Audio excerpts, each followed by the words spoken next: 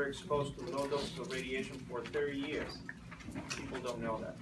And Okay. so that's what Chernobyl is providing. Okay? Okay. Sabina Costello? Yes. Jesus.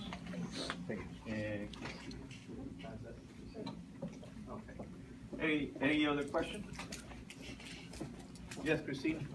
Going back to our sensitivity spec, what is the original, is it a little bit positive? Is that the original reason electrons go migrate to the sensitivity spec? Ask What's me the again. original reason, or is that not really understood? Ask me again. As electrons are like released and travel through the crystal to the lattice to the sensitivity spec, what is the original reason they do that? Go to that spec? Did you Because know? the spec is a slightly It is positive. that. Yeah. Thank Yeah. you. Garrett? Just a question about the exam, 415 exam. I'll ask you later about it. Okay. All right. Okay. All right, so let's continue on with, oh, by the way, your exam report, we'll do our quiz later on at the end of class. So if you finish early, you can leave early, 3 minutes early or whatever. All right, so we'll do it at the end. And your exam is a week from today. Okay, so it will be, let's put a date on it. So it will be officially on March 7th, which is the second exam, Radt430, which will film development and screens, okay? Which we'll probably finish up today. Is there either book that you're focusing more on for this exam? Or No, no? more of my lectures. Okay. That's good. Yeah. Which cover both books. Yeah. No, there is no particular book. Okay, some of the Which- tutors said to ask like I said, sometimes. what, it's up to you, whichever book is, I understand more. yeah. I like Carlton. Yeah, then stick with Carlton, but once you understand what Carlton is saying, go to Bush. Yeah. Yeah. When you see, for example, and why I always go back to Bouchon. One, I think the guys, for the most part, every book, every textbook, you're gonna find mistakes. It's part of human nature, it's part of business, I think, too, because the more mistakes they have, then the next edition, they fix those mistakes, and then they, you know, it's a business too, I think. I don't know. Yeah. I don't think the writers do that, but I think the publishers do that.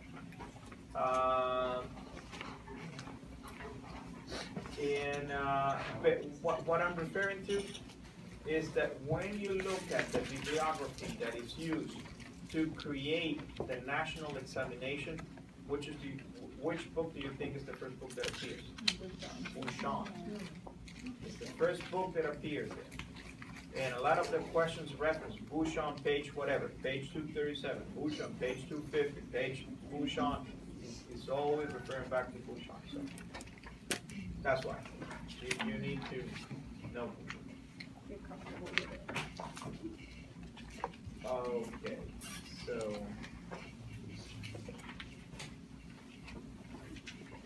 slide 247.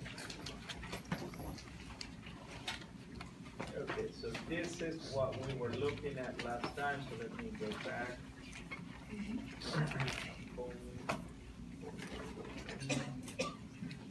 So we were discussing image noise, and I had just shown you a quantum model, and I showed you a picture of what quantum model looks like. So here's where we are. So is image noise, remember, is a term that is used to describe the deterioration of the radiographic image, appears as a spectral background. And typically the reason why you have that is because of quantum model, right? And which has to do with the number of X-rays used to expose the patient, okay? And used to expose the image receptor. So if you don't have enough photons to expose the image receptor, then you end up with that speckled image. Okay? It's just not an abundance of X-rays, not an abundance of photons. And so what you have to do is increase your mass, right? That's the easiest thing. Could it be done with KVP? Cool, but it's too complicated. Don't do that. I mean, why? You want to make your life more difficult. Just go with mass. Now, if you're like my kids and they like to do the opposite of what I tell them, well, then use KVP. Fine with me. Use KVP. You'll find out. And then you'll come back to me and ask me. Yeah. Kids. All right, limited absorption. It usually happens. I get calls from the students, 2-3 years after they graduate. They call, hey, you know what? Remember when you talk about that? I go, yeah, I remember. Yeah, I remember you said that. Yeah, no, it really works. I said, yeah. You told me because you tried something else, right? I don't tell you, but I said, okay. Told you so. Yeah. Yes. So if we see image noise quantum model, you said to increase mass, right? Mass. Okay. Mass. That's what you want to do. Mass. You want to fix it with mass because the problem is lack of photons, lack of X-rays. To increase the mass. Increase the mass. Okay. That's what you want to do. To increase the number of photons. Yeah. And so there is something called the limited absorption efficiency, detected quantum efficiency is another name, which is here. And this has to do with how much is the phosphor able to absorb the energy. Okay? And there's something else, because it's not only how much it can absorb, how much the phosphor is able to suck all that energy, but out of all that energy that you get, that the phosphor gets, how much are you able to emit it as light? And that's called the conversion efficiency. So you have two items to think about, DQE and CE. DQE is the detected quantum efficiency. Remember, that's absorption, right? Yes? Yeah. Absorption. And this is the conversion, is how you're going to turn that energy that you were able to get in, how much are you going to get it out? Okay. All right. Also looking at it, so DQE is measured. This is absorption, once again. The number of X-rays that are absorbed, okay, and then compared to the number of X-rays that are hitting the phosphor. Multiply by 100 and that'll give you the DQE. Okay, the CE is the light that is emitted by what? By the phosphor, right? And then the X-rays that were absorbed. Multiply by 100, so this number here, same thing. X-rays absorbed, multiply by 100, and that gives you the conversion efficiency. So very simple. Now, not all phosphor absorb the same and convert this in the same rate. They're different. They're all very unique. Okay, and they are unique because each one of them has the absorption. Let me ask you this: how do atoms absorb energy? How they're capable of doing that? What happens when they absorb energy? They get excited. The electrons get excited, or The electrons get excited, and they, remember what we talked about. They go to a different energy band, right? They don't go out of the electron shelf. They stay there, but they go up to a higher band, to a higher level. What in the K shell, L, M, whatever. Okay, they just go up a little bit. All right, and that's how we know that they absorb it. Now, how they release it is on the process of the electron coming back, they will emit light. Right? Yes? Yeah. You sure? Okay. All right. Some of you are looking at me like, what is he talking about? We talked about this before. I know it's Monday, but okay. All right. So now let's take a look at this. This is we're gonna put a lot of concepts. And remember, I told you on Friday, I want to wait until Monday so I can explain, so I have the time to explain, because there's a lot of things that we're going to put in place here. So try to pay attention. Okay, so here, for example, we're gonna see how the speed of a system can be changed. The speed of the screen can be changed. And look at here. Here you have calcium tungsten, and here you have a generic rare earth. We're not looking at one specific rare earth element. We're looking at just in general how rare earth screens behave. And what we have here, take a look. The speed here is for this system is 100. The speed for this system is 200, and the speed for this system is 200. Now take a look here. You have, say, this is what you set up. This is what the X-ray technologist has set up. 10 masks, and you get this many X-rays. You get 1,000 X-rays. Okay, and these are not real values. This is just an example. Okay, you don't get with 10 masks. You don't get 10 X-rays or 1,000 X-rays. You're gonna get millions, thousands. Okay, you're gonna get a lot. But let's imagine that we only have 1,000, just so it's easier for us to understand. Okay. The thickness of it is 1, whatever, 1 millimeter, whatever. It's just 1. Okay. The film optical density is 1. Okay. The DQE, remember, DQE is what? Absorption is 20%. Okay? Then 200 X-rays, if 20%, if the DQE is 20% out of 1,000, then you're absorbing 200 X-rays, right? What happens to the other 800? Just wasted. Okay? Or they go and interact with other phosphors, who knows? But this phosphor, particularly, only absorbs 200 X-rays. Okay? The conversion efficiency of these 200 X-rays is 5%. Okay, and so that's why you end up with this many X-rays, 10 light photons being emitted, right? 5% of 200 is 10. Okay, so that's what you get, 10 light photons out of that. The speed of this system is 100. Are you following me? Mm-hmm.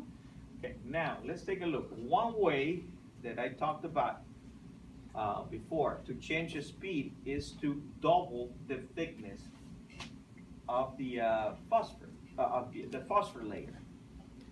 Okay, so what you're doing is you make it twice as thick, and then you're gonna put as many phosphors in this thickness. Are you following? Yep. Okay, and so instead of being 1 thick, we made it 2 thick. But the same formula, calcium tungsten, right? The optical density of this film is going to be 1. Okay. Now, because we put twice the amount of phosphorus in this layer, now instead of having an absorption of 40%, we have, 20, we have 40%, right? Makes sense. All right, so you have 200 X-rays are going to be absorbed, okay? Take a look. But 5% conversion efficiency, you end up with 10 light photons. But the speed, here's the key, the speed, take a look, is 200. Why? Because we started with half the mass. So instead of being 10 mass, you have half mass. Why? Because your speed, the speed of, don't read like that, are you understanding or not? Yeah. Making sense? If it's not, let me know. No, I'm sorry, I was tired. No, that's fine, that's fine, I just don't, okay, okay, all right. What do you think? Making sense? Mm-hmm. So why are we using 5 mass instead of 10? Ethel Cruz. Why 5 mass instead of 10? Why? Because it's thicker. And? You want to reduce image noise? I No. mean, you, something with image noise. Nope. Sorry. Jesus. Because of the speed? The speed. The speed. We're talking about a speed. Okay? The speed of this system is 200. Okay? And how were we able to double the speed? By increasing the thickness. Okay? By increasing the number of phosphors that we stuck in here. Okay? So that's why it allows us to use half the mass that we had originally used. Okay, so instead of using 10, we're using 5. Okay, why? Because we have the double number of phosphors to interact and absorb the energy of the photons. Okay, so out of that 40% DQE absorption, right? And so we get the same number of X-rays. And the conversion efficiency is still the same, 5%. But since we have 40%, out of that we end up with 10 light photons.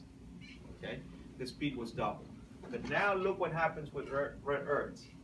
Okay, with red earths also you end up with a 200 speed system, 200 RS systems. Why is it done? Now, since you have twice the speed as the original calcium tungsten, you're going to use half the mass. So 5 mass, out of that 5 mass we get 500 X-rays. Okay. Now, same thickness as the original one. Film optical density is 1. But now take a look, and here's the beauty of the rare earths in general. They don't absorb more.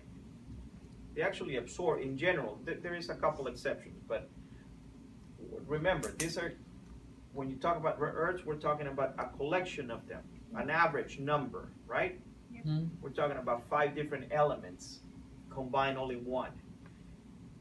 Is that clear? We're not looking at each individual one. There is a couple I repeat, there's a couple exceptions where the absorption is higher than here. But in general, they are not. And so you have an absorption of 20%. So it absorbs less than this one. It absorbs the same as that. Okay? But here is where the beauty is. And all of them, okay? Write this down. All rare earths have a better conversion efficiency than calcium tungsten. All of them.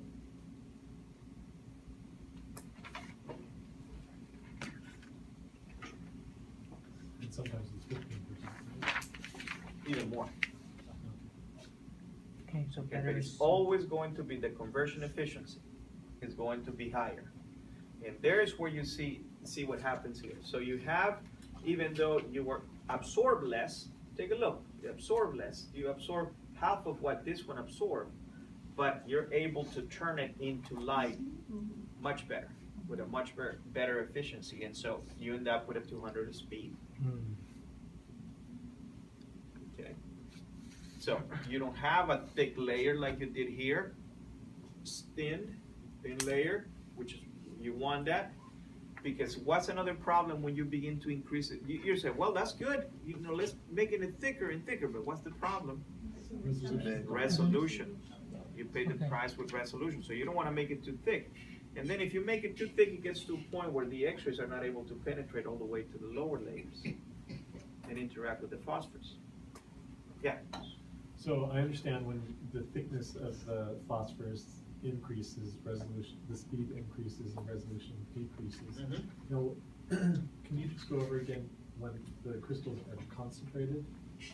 So when crystals are concentrated, the speed increases. No. No, the resolution increases. What Increases, happens to the speed goes down. Because you need more photons to interact with the phosphorus. So the speed decreases. The Okay. speed will decrease. Yeah. We okay with this? Right.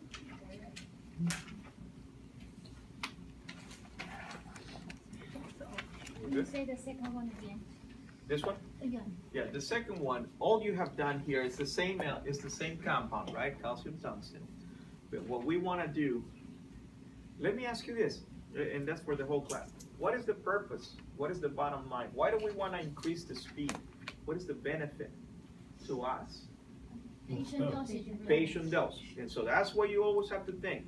I want to increase the speed because patient dose will go down. But then you have to, the next question you should ask yourself is, if I increase it, what's the price that I'm paying for? And the price you're going to pay is resolution. Okay? And so let's take a look. So first thing is, let's increase the speed. Good. Let's make this the layer thickness twice as big, twice as thick. All right? When that's what we do, and so by having a thicker layer, it allows you to have more phosphorus. Okay? And so what you're doing with that, because you have twice as many phosphorus, your absorption rate goes up. Okay? By doing that, okay, you could use half the number of X-rays. So you started with 10, now you can use 5 mass. Okay?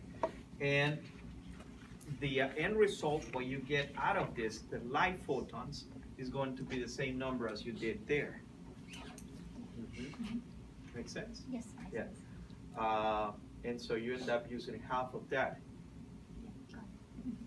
Thank you. Yeah.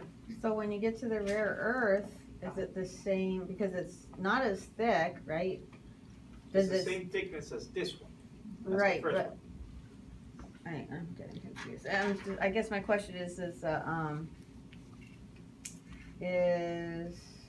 distortion, or resolution bad on the rare earth, or as compared to the middle one, or?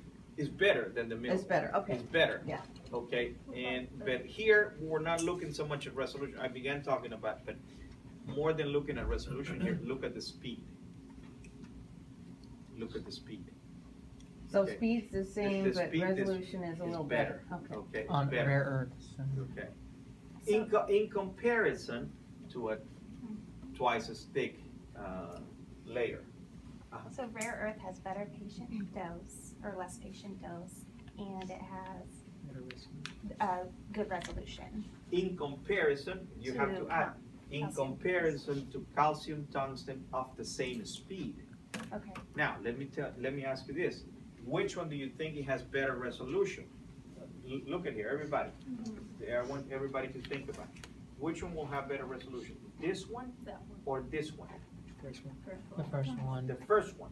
Yeah, but we The don't first one care will have, about the, but, once again, it's twice as much radiation. yeah. All right? I like pictures. Okay, so the first one has better resolution. So why does the first one have better resolution? Is it because it has a higher mass, or because the conversion efficiency is lower? Or? Because you have more, in this case, you have more crystals.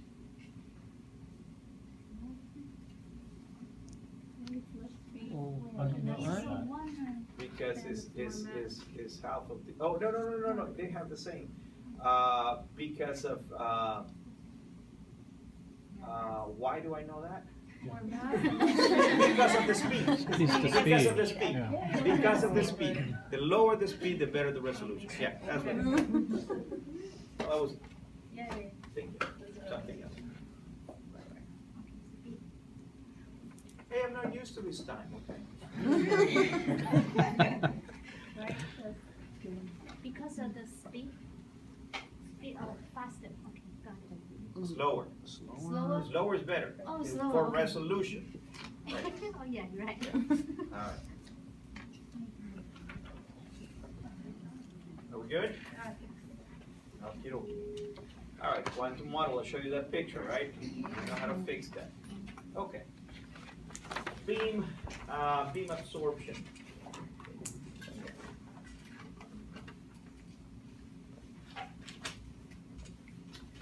Okay, calcium tungsten, take a look. This is in general terms. It will absorb between 20 and 40% of the beam. Okay? Which is, you know, kind of what we were saying here, 20%. But it can go all the way up to 40%, depending on how it is arranged and the concentration of the crystals. Rare earths, on the other hand, they take a look. Absorption, 50 to 60% of the beam. Okay. Now, not all of them do this. Not all of them do this. But some of them can do that. They can go all the way to 50. And take a look here. Take a look, guys. When photon energy matches the K-shell binding under dramatic increase in the light emission. So this is what we observe. Okay, as the energy begins to increase, okay? Remember, this is a photoelectric interaction, right? Here's where the photon is depositing all the energy, okay, into the atom takes all that energy, right? Isn't that what happened in tissues? No. So the same thing will happen with the phosphorus. And so what we have is, as the lower the keV, the lower the energy, okay, the more absorption you see. And this is what you observe. But when you get to the K-shell energy level, then you see this jump. And then, ooh, they begin to decrease again. Okay, that's what you observe, okay? So it's a... What element is that? Huh? What element is this? This is just in general terms. All elements will behave this way, okay? As the energy is lower, isn't that what we observe with photoelectric interaction? Mm-hmm. The lower the kVp that you set, the more absorption in the tissues, right? Mm-hmm. Yeah. The same thing here. The lower the keV, okay, the less, the more absorption you'll see. As the energy begins to increase, that absorption goes down dramatically. Why? Because you have more penetration, right? Just like tissues. Okay, so you see, except when you get to the K-shell. When you get to the level of the K-shell electron, whatever element you're using, okay, you see an increase, and then you see them going down again. But this spike here is important. Okay. All right. Now let's take a look. Let's compare. Okay. These are gonna be. Now here we have rare earths. Take a look at calcium tungsten. And this is important.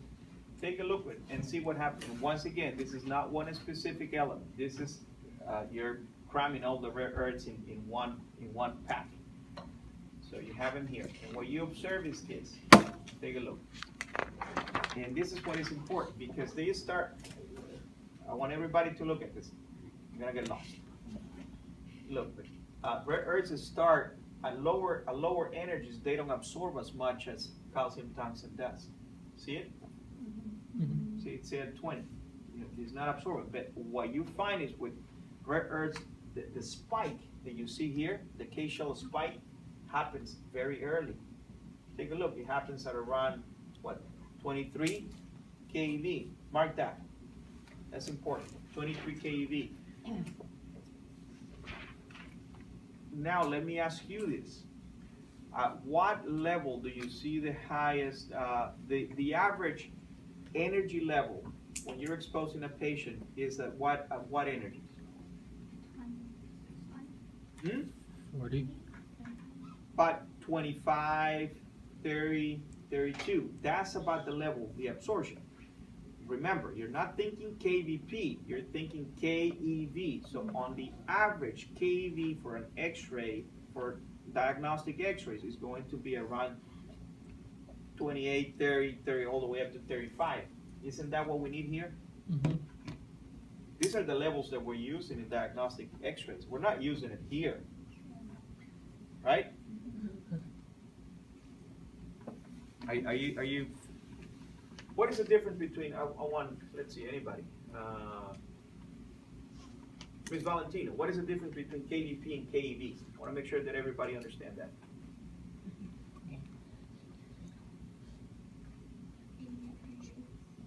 Doing Nguyen. What is the difference between KVP and KEV?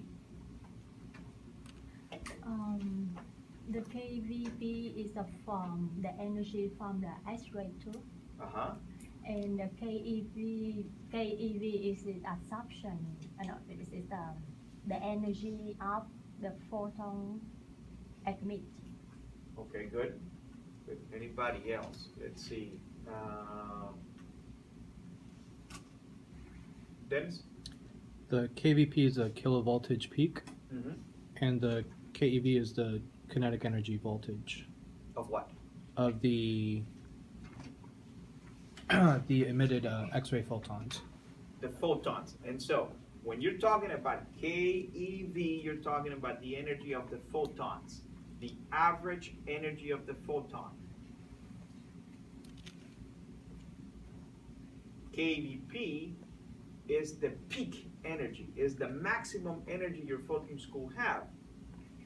okay? But that is not, when you look at this, if you look at here for a second, this is the spectrum. This is when you make an exposure with your X-ray tube, this is what you get.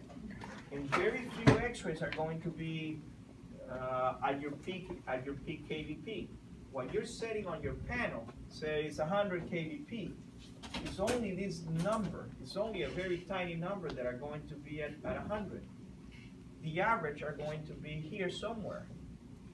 So this energy that we're talking about here, okay, the energy of the photon itself is measured in keV, kilo electron volts. Okay, so what I'm saying here, take a look.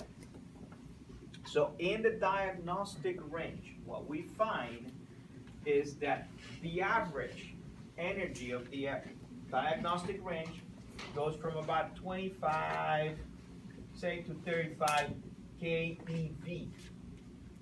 So Okay, average range. and so look at here. And so this is nice. Okay, this is nice with the rare earths because they peak right where we need it. Right? Okay. The X-rays as they are going through the body, zzz, that average energy is going to be about 30, which is what we need. Okay. That's when the rare earths are going to be the most effective. And is that level the same as you said earlier when you said the average keV of photons being absorbed by soft tissue? Is that just a different Yes. phrasing of the same Yeah, thing? yeah, Okay. yeah.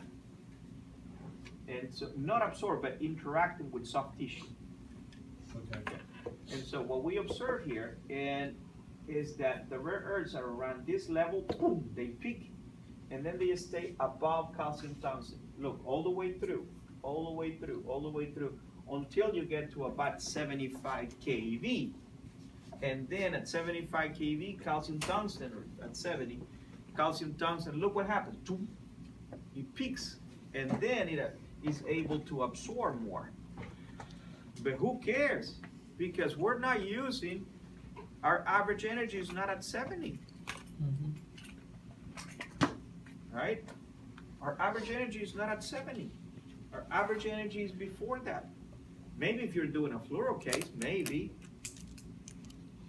Okay? And see the effectiveness? Yeah. See where rare earths, once again, rare earths start absorbing less, and then at the end they absorb less. But in the range that is useful in diagnostic radiography, they absorb more. Make sense?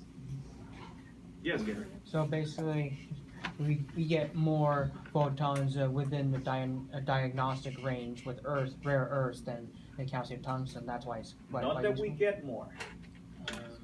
Not that we get more. It gets absorbed. Gets absorbed. Just a little bit. Okay? But it's in the area that we need it. It's in the area that are used. Okay? And this is why calcium tungsten was not used with extremities. I mean, it's one of the reasons why it was not used with extremities. Because with extremities, you're even lower, okay? And it was just not effective. They were absorbing way more than what you were using. Okay, now let's take a look at here. So this is pretty much what I just explained here. Have calcium tungsten, you know, being able to absorb more until you get to about this point. Then when the rare earths peak, they absorb right at the energy. Take a look. From this range to this range, this is the energy that are mostly used in diagnostic radiography.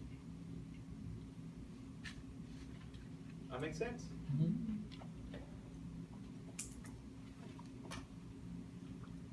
Now let me show you this other one. Here, you have a little comparison. Barium sulfate with europium, and they don't absorb as much. Here you have gadolinium. Take a look at gadolinium. Absorbs a lot more, and then here is calcium tungsten. Okay, so there are some, and that's what I have pointed at you before. See, gadolinium is able to absorb more than calcium tungsten, always. even if it peaks before. Okay? See that? Now, okay, take a look at this one, burial with europium. Here, this is more of the characteristic for rare earths. This one here. So, so the point here, you don't have to memorize which one is first. No, just what you need to understand is that in general, rare earths will have more absorption in the area that is needed in diagnostic radiography. Okay, I just want to show it to you, and this is from Bouchon, that there is going to be different elements will absorb energies in different ways. Are we good? Everybody? All right, now a spectral matching. Spectral matching is very important. What a spectral matching is saying is the light that is being emitted by the image intensifier has to be absorbed by the film. Okay, and so the film and the screen have to be designed in such a way that whatever light is emitted by the screen, it has to be absorbed by the film. If they are not perfectly matched, you're not going to have good results. Okay, and so you have different types of. Here is just to show you the wavelength, how it goes. Okay, you start with blue sensitive film, and this is. Okay, blue sensitive film. Here you have green sensitive film. And look at the range of the green sensitive film. And so here's blue and here is green. And what we find is that your screen has to emit light that is going to be within this range. For example, look at this peak here. This is light being emitted. Okay, this is measuring wavelengths. This specific wavelength that you see here is not going to work if you're using blue sensitive film. Okay, it's not going to work. You're not going to have an image. You might have a phantom image. It has to be perfectly. So now, on the other hand, say this one. This one is matching here. Okay, this one is emitting light in the blue area and in the green area. Both films can capture it. Okay. Calcium tungsten typically emitted a bluish light. Write that down. The calcium tungsten screens emitted this bluish, purplish, bluish light. And rare earths typically emit green lights. Green almost into, in some cases, almost into the yellows.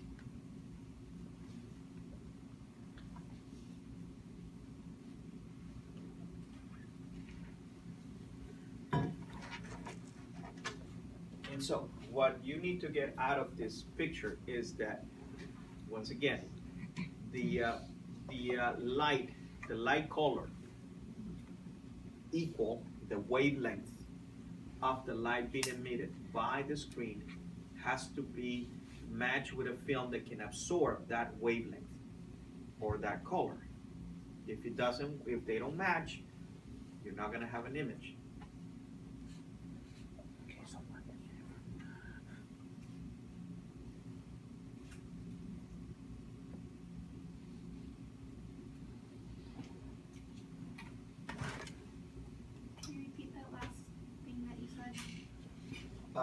What I said is that the screen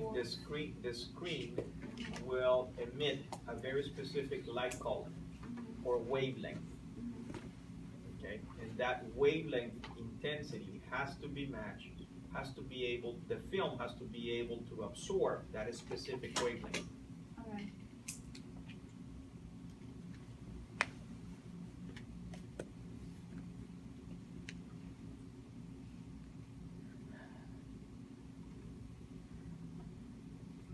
And this is the last 3 slides I show you. They come from Bouchon. 3 graphs that I show you, they can use. Does it make sense, guys? Yeah. Dennis? So does that mean that X-ray films in general typically absorb wavelengths, lights of 475 to 525 in that range? Yeah, within that range, but they are created very specifically.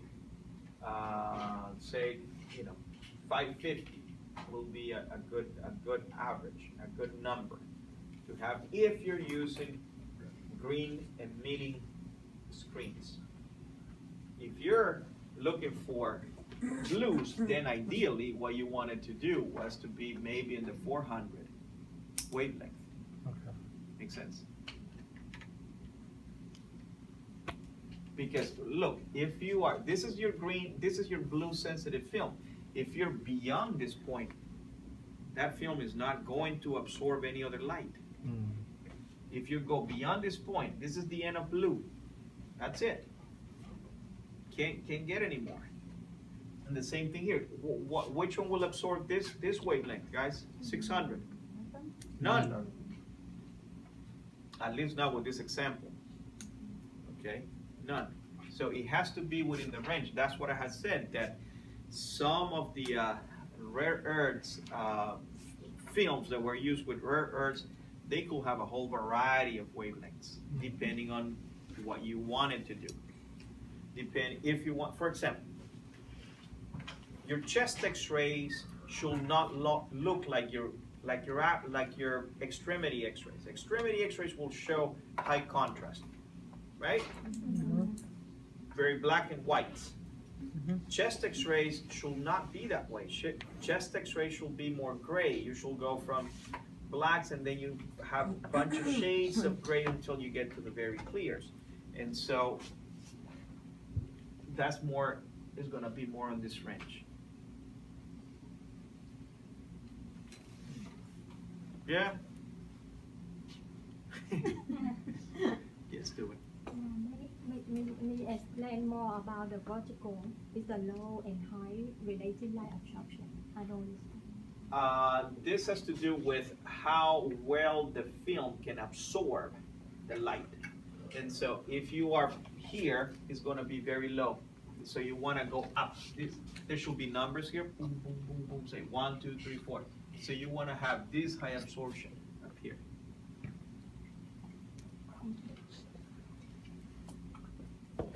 Any other question? Yes. So the highest absorption for the blue sensitive film looks like 400. Around 400, yeah. And the highest absorption for the green film would be about 550. And Yeah. then for the purple one, it would be also about 4. About 25. 420, yeah, somewhere here. Got it. Okay.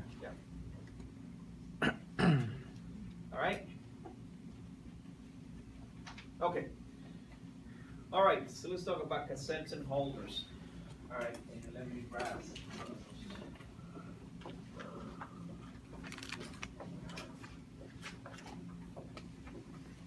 All right, so the cassettes are it's just plastic. In some cases, they also added to the plastic carbon fibers, graphite will also be added.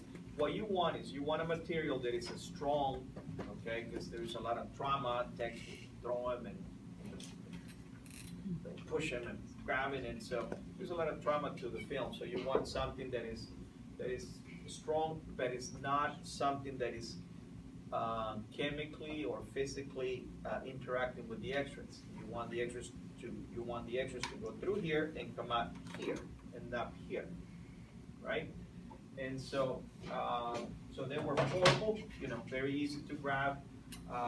They were light proof, so once you close it, light should not sneak inside. Okay. Some of the characteristics that you find is that they are, the first and foremost is they are radiolucent. They have to be radiolucent. Okay, you don't want any interactions. You don't want no absorption of the X-ray energy. and they have to be strong, right? When it comes to care, oops, let's see what happened here. Care, they need to, you know, have to protect them, and they have to be clean. But for the most part, you know, very sturdy. You know, if take good care of your cassettes, they can last you 7 years. Good 7 years. They last a long time. So the cassette characteristics, the form in the front is uniformly radiolucent. Okay, why? Because you don't want anything absorbing X-ray energy, right? You want it to just allow it to go through, interact with the screen create light, and expose the film. Right? So uniformly radiolucent. The front and the back, it has to be rigid. Okay. You don't want it to change shapes. You put it, say, for example, why do you want it to be rigid? If you're doing a portable and you put it underneath a patient, you don't want it to warp, right? Because then that will distort the image. You want it to still be flat. So rigid. The foam pressure pad on one or both sides for mounting intensifying screen and ensure good film screen contact. We talked about this last time, and I show it to you, but I'll show it to you again. If you look at here, if you touch here, see there's a foam here, okay? There's a foam on intensifying screen, and what it's doing is pushing the screen. It will push the screen against the film, so you can have good contact. And the same on the front screen, same thing. You have a foam, not as thick as the back one, but you have a foam. The same purpose. Okay.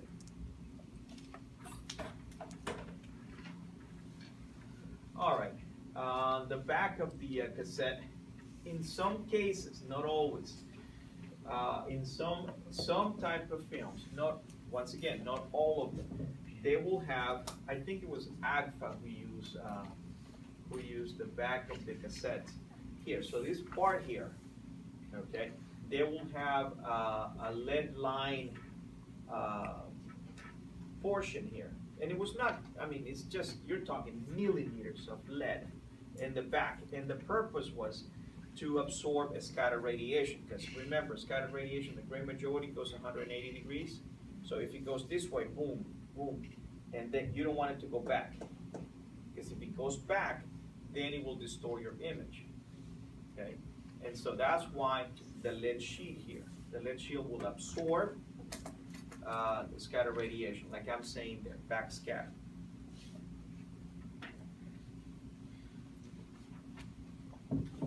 I don't know if you ever work with cassettes and film, I don't know.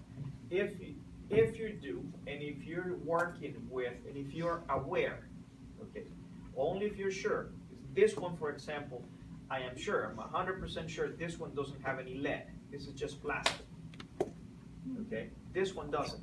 But if you know, we used to have you seen a black, there are some black cassettes, Agfa, those do have lead. So I know for a fact they do. You can also use them, okay, as a filter. And you can also use them if you don't have a, say, you're in the operating room, for example. You're in the operating room and you're doing, I don't know, whatever, an abdomen. And they tell you, hey, we lost a needle. Can you take another x-ray? And there is no time for you to go and get another cassette. You could use that and use it as a grid. Okay? You can flip the cassette. You can use the cassette, instead of using it like this, you will use it like this. And that will absorb some of the scatter radiation. Wow. Okay. That makes sense? Okay. So that can be used. There's other techniques you can use, but that's one of them. Care, loading and storing. Okay. The way you want to load and store your cassettes, they should always be stored like this, standing up. You don't want them to store them like this with cassettes on top of each other, because they press on each other. So you don't want to do that, and that will stick the films to the screens. So always like this. So you will store them. Loading, when you load these cassettes, you will put the film, will go in here, and then when you grab it out, you grab it from the corner. from the corner, and then you pull it out. And the same when you're loading it. You're loading it from the front, from a corner to the side. You don't wanna go like this, because then Corner to side. you're gonna scratch the film. Okay, gonna ruin it. That makes sense? Okay, loading. Yes? Cleaning. Cassettes need to be cleaned, not only because it's disgusting to go and from one patient to the next and infection control. You have to clean it because of that, but you also have to clean the screens. The screens, there are special material, special liquids you buy from the manufacturer that can be used to clean the screens. Do not, I repeat, do not use water and soap. Do not use alcohol because you will ruin the screens. The protective coat is ruined. Let's take a break. Some of you are falling asleep.